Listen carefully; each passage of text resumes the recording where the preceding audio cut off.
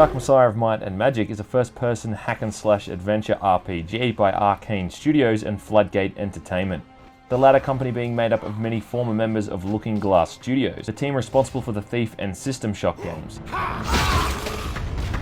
Arkane Studios later went on and developed Dishonored, which was also a game that took a lot of influences from Thief, as well as even Dark Messiah to an extent.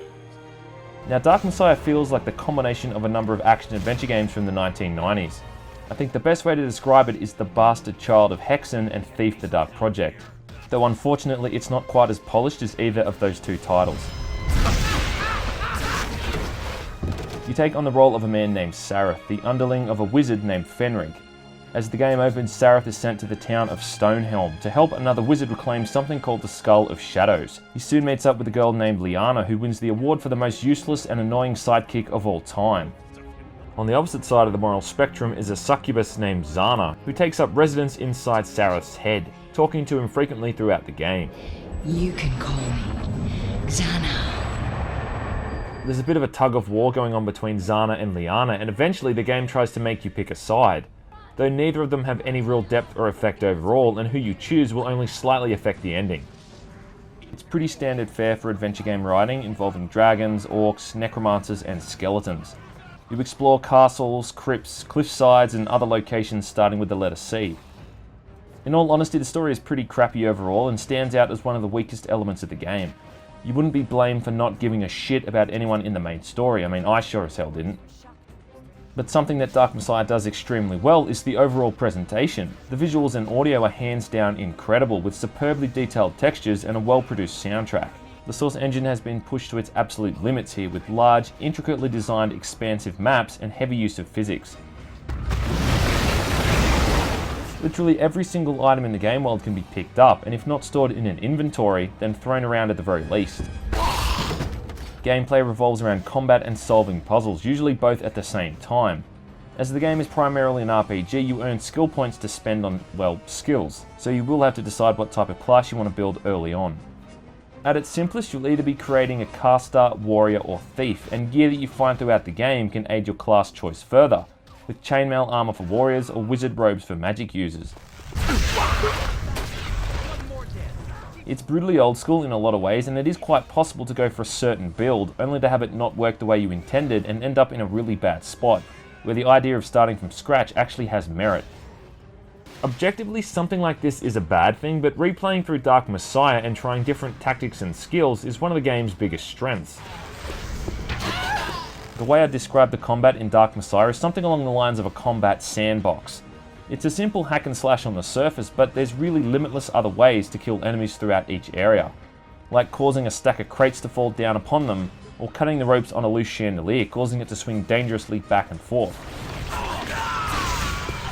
One of the most effective attacks in the game is a kick, which knocks your opponent backwards a few feet, hopefully into one of the many walls of spikes placed around the environment. These walls of spikes are the game's version of exploding barrels. Otherwise, you can just use it to kick them off a precipice or a large drop, and that never gets old. You'll largely be playing along a similar vein if you go for a stealth build, though you'll be using daggers instead of swords and shields. Magic attacks range from simple fireballs and ice blasts, healing spells through to charm spells that turn enemies into allies. And what would a Source Engine game be without a telekinesis ability?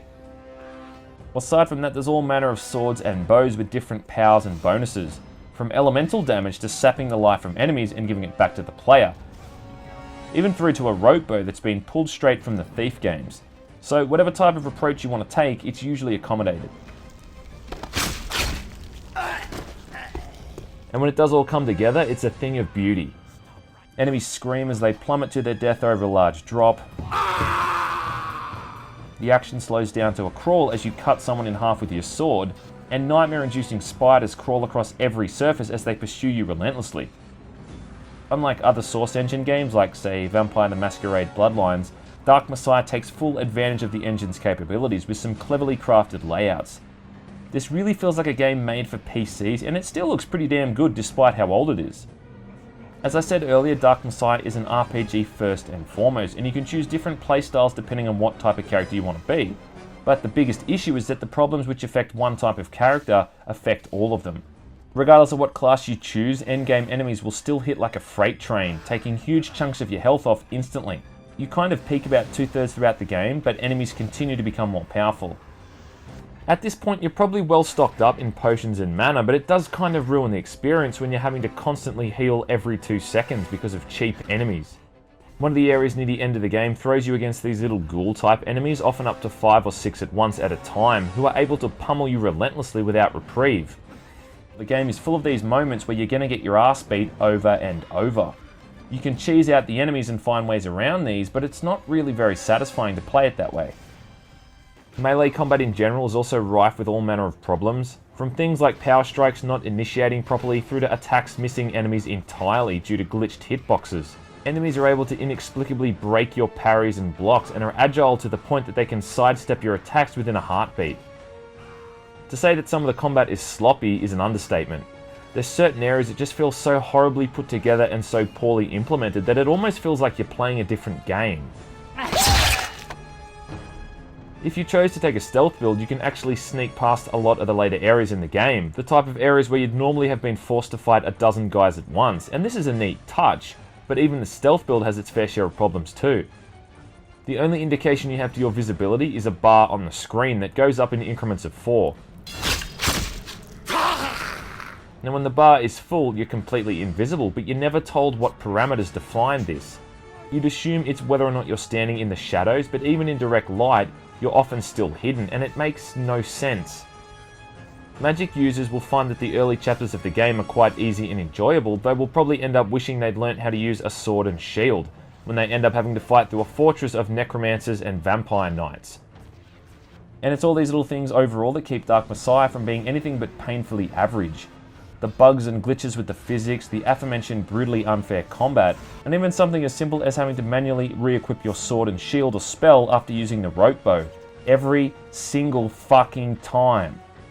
It may only take 5 seconds or so, but after the 50th time you've had to do it, that 5 seconds will seem like a lifetime, trust me. There's times when I've been shaking my head, calling this game an absolute abomination and wanting to snap my keyboard in half. Then there's other times when I've been giggling like a schoolgirl after I dominated a group of necromancers in a sword fight. It's not the type of game you can define as either good or bad, because I think it's so subjective in the way that everyone who plays it is really going to have a differing opinion. The core of the game is mostly flawed, but there still is lots of fun to be had with just messing around with different combat styles and playing around with the game's physics. And if you want to play this game, you're just going to have to accept that with the good times comes the bad times. It's mostly enjoyable though, and the level of polish with the sound and visuals is pretty damn good, but it's just such an unfulfilled game that really needed a bit more refinement in terms of its gameplay. A lot of people defend faults in games like this, saying things along the lines of, you should have done this, or you should have used this item, blah blah blah. And there is a few pieces of hidden gear that will make the game a little bit easier, but you're not going to know about these on a first playthrough, which is what it all boils down to in the end. The way I ultimately found myself enjoying this game was pretending that it was some sort of fan-made reboot or sequel for the Hexen games. And if you can kind of play it with that mindset or something similar, then there is definitely a good time to be had. If you do want to check it out, it isn't a total waste of money, but just be prepared for a batshit boring storyline, and keep in mind that every few minutes you're going to be scratching your head as the game does something totally unexpected.